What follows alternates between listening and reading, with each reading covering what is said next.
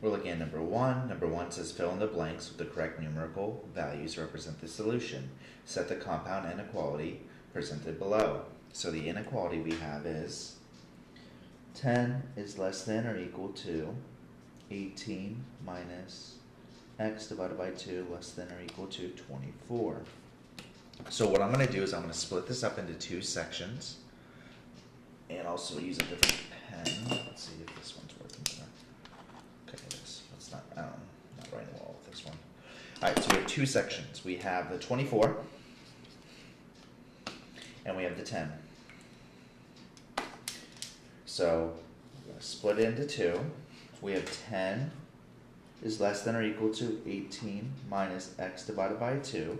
That's for this section. And the right section will look like this. 18 take away x divided by 2 less than or equal to 24. Okay? So from here, let's kind of get it going. First step, we want to get the constants together. To get the constants together,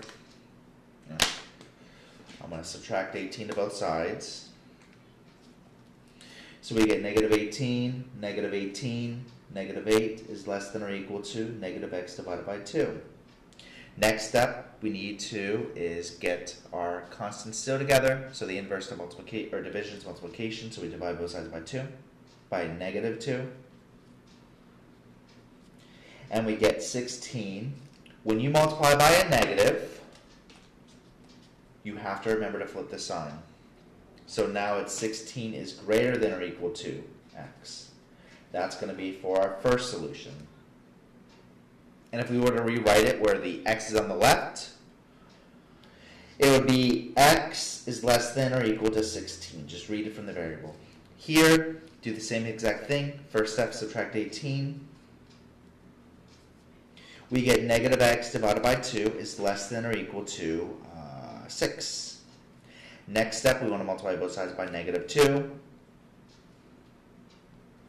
Again, when we multiply by negative, you have to flip the sign.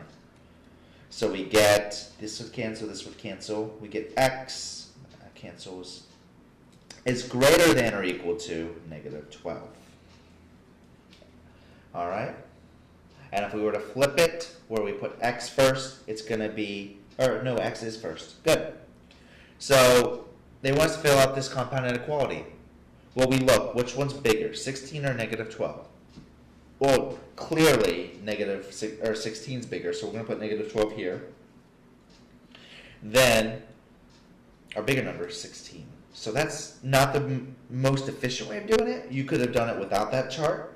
What you could have done is x has to be greater than negative 12, but it has to be less than 16. So it would look like this. Negative 12 is less than, see, negative 12 is less than x, but x also has to be less than or equal to 16. All right? That's your answer for number one.